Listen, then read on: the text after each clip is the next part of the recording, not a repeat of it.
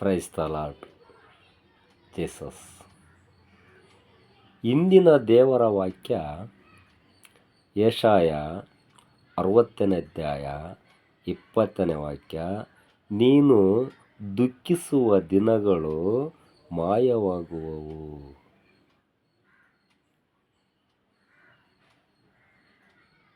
ಯಾವುದೇ ಸಮಸ್ಯೆಯಾಗಲಿ, ಯಾವ ಸಮಸ್ಯೆಯಿಂದ ನಾವು ದುಃಖಿಸುವೋ ಆ ದುಃಖಿಸತಕ್ಕಂಥ ಸಮಸ್ಯೆಗಳು ಪರಿಹಾರ ಆಗ್ತವೆ.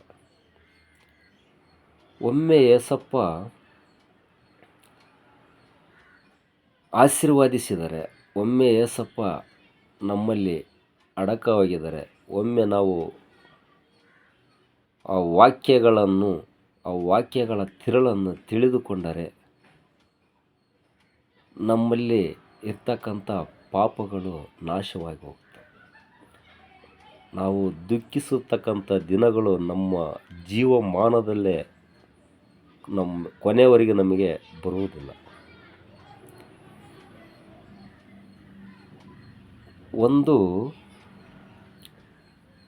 ನಾವು ನಮ್ಮ ಫೌಂಡೇಶನ್ ಚೆನ್ನಾಗಿರಬೇಕು. ಯೇಸಪ್ಪನ ಮಾರ್ಗವನ್ನು ಹಿಡಿದಿದ್ದೇವೆ. I will run of Jesus. ಯೇಸಪ್ಪನೊಂದಿಗೆ ನಾವು ಓಡುತ್ತೇವೆ.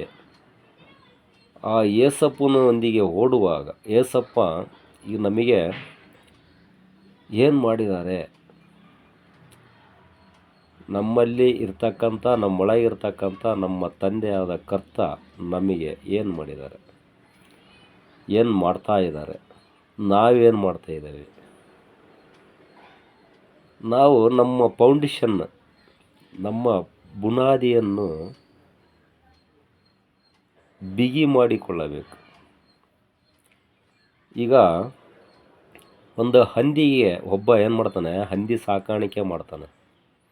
ಆ ಹಂದಿಗೆ ಸ್ನಾನ ಮಾಡಿಸ್ತಾನೆ.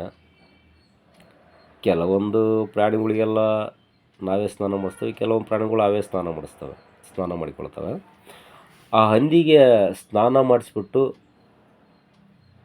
ಅದಕ್ಕೆ ಪೌಡ್ರ್ ಹಾಕಿ, ಅದಕ್ಕೆ ಕಣ್ಣಿಗೆ ಕಾಡಿಗೆ ಇಟ್ಟು, ತುಟಿಗೆ ಲಿಪ್ಸ್ಟಿಕ್ ಇಟ್ಟು, ಅದಕ್ಕೆ ಒಳ್ಳೆ ಡ್ರೆಸ್ ಹಾಕಿ, ಆ ಕಾಲುಗಳಿಗೆ ಸಾಕ್ಸ್ ಹಾಕಿ, ಶೂ ಹಾಕಿ ಅದನ್ನು ರೋಡ್ನೇ ಕಳಿಸ್ತಾರೆ.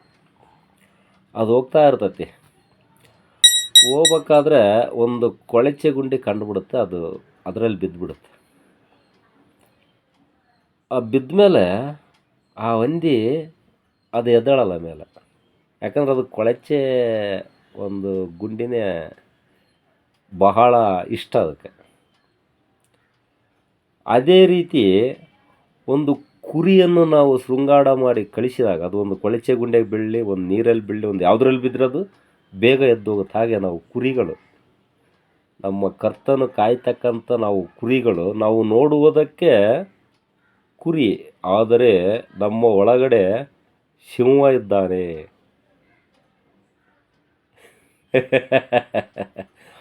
ಆ ಸಿಂಹ ನಮ್ಮನ್ನು, ಒಳಗಡೆ ಸಿಂಹ ಇದ್ದಾನೆ, ಹೊರಗಡೆ ನೋಡಲಿಕ್ಕೆ ನಾವು ಕುರಿಗಳ ಟೈಪು ಕಾಣ್ತೀವಿ.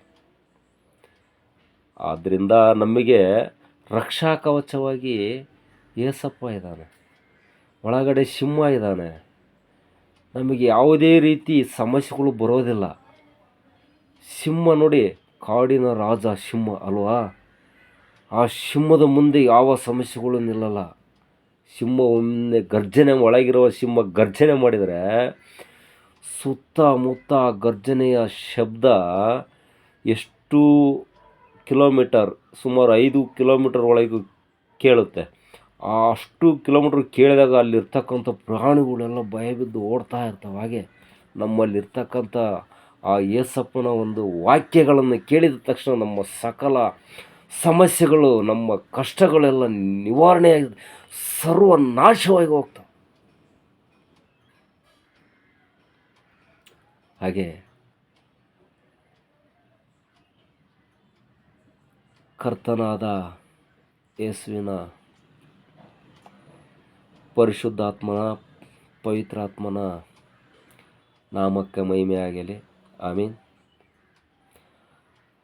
ಹಲ್ಲೆಲೂಯಾ. ದೇವರ ವಾಕ್ಯಗಳನ್ನು ಕೇಳಿಯೂ ತಪ್ಪು ಮಾಡುವವನು ಹಂದಿಯ ಥರ ಆಗುತ್ತಾನೆ. ದೇವರ ವಾಕ್ಯವನ್ನು ಕೇಳಿ ರಕ್ಷಣೆ ಹೊಂದಿ ದೇವರ ವಾಕ್ಯಗಳನ್ನು ತನ್ನ ಮನಸ್ಸಿನಲ್ಲಿ ಅಡಕವಾಗಿಟ್ಟುಕೊಂಡು ಎಲ್ಲೋ ಒಂದತ್ರ ಪ್ರೇಯರ್ ನಡೀತಾ ಇರುತ್ತೆ, ಚರ್ಚ್ ಒಳಗೆ ಒಳ್ಳೆ ಜೋರಿರುತ್ತೆ, ಅವಾಗ ತಾನೇನು ಸ್ಟಾರ್ಟ್ ಆಗಿರುತ್ತೆ. ದೇವರ ಒಂದು ಹಾಡುಗಳನ್ನು ಹಾಡ್ತಾ ಇರ್ತಾರೆ. ಒಳ್ಳೆ ಸಂಜೆ ಟೈಮು, ಸಂಜೆ ಸರ್ವೀಸು, ರಾತ್ರಿ ಸುಮಾರು ಹೊತ್ತಾಗಿರುತ್ತೆ. ಹೊಸ ವರ್ಷ, ಆವತ್ತಿನ ದಿನ ಹೊಸ ವರ್ಷದಲ್ಲಿ ಒಬ್ಬ ಕಳ್ಳ, ಅವನ ಕೆಲಸ ಕಳ್ಳತನ ಮಾಡೋದು. ಅವನ ಕೆಲಸ, ಅವನು ನಂಬಿ ಇರ್ತಕ್ಕಂಥ ಕೆಲಸ ಕಳ್ಳತನ ಮಾಡೋದು. ಆ ಕಳ್ಳತನ ಮಾಡಲಿಕ್ಕೆ ಹೊರಟಿರ್ತಾನೆ. ಇದೇನಪ್ಪ ಹಿಂಗೆ ಇಷ್ಟೊಂದು ಸೌಂಡ್ ಬರ್ತೈತಿ ಇಲ್ಲಿ, ನೋಡೋಣ ಅಂತೇಳಿ ಹೋಗ್ಬಿಟ್ಟು ದೂರದಿಂದ ನಿಂತ್ಕೊಂಡು ನೋಡ್ತಾನೆ. ಒಳಗಡೆ ಹೋಗಲ್ಲ. ಒಳಗಡೆ ಹೋಗಿ ಕೂತ್ಕೋಬೋದು, ನೋ ಪ್ರಾಬ್ಲಮ್. ಬಟ್ ಅವನಿಗೆ ಟೈಮ್ ಆಗುತ್ತೆ ಕಳ್ಳತನ ಮಾಡೋಕ್ಕೆ ಹೋಗ್ಬೇಕಲ್ಲ.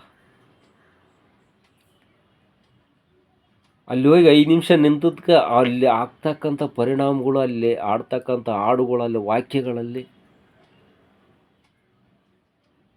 ಒಂದು ವಾಕ್ಯ ಬರುತ್ತೆ ಅವನಿಗೆ ಆ ಹಾಡಲ್ಲಿ, ನಿನ್ನಿಂದಲೇ ನಾ ಬಾಳುವೆ, ನೀನಿಲ್ಲದಿದ್ದರೆ ಮಣ್ಣಾಗಿ ಹೋಗಿರುವೆ. ನಿನ್ನಿಂದಲೇ ನಾ ಬಾಳುವೆ, ನೀನಿಲ್ಲದಿದ್ದರೆ ಮಣ್ಣಾಗಿ ಹೋಗಿರುವೆ.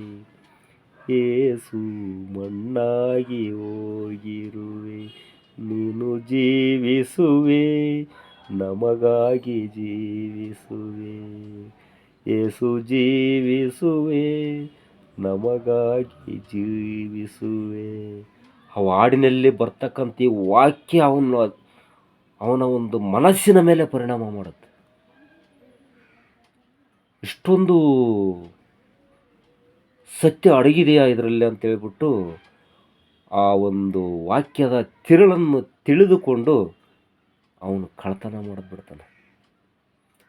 ನಾನು 2 ನಿಮಿಷ, 5 ನಿಮಿಷ, 10 ನಿಮಿಷ ಅಲ್ಲಿ ನಿಂತದ್ದಕ್ಕೆ ನನಗೆ ಪರಿವರ್ತನೆ ಆಯಿತು. ಹೊಸ ವರ್ಷ ದಿವಸ ಅವನು ಹೊಸ ವ್ಯಕ್ತಿ ಆಗ್ತಾನೆ.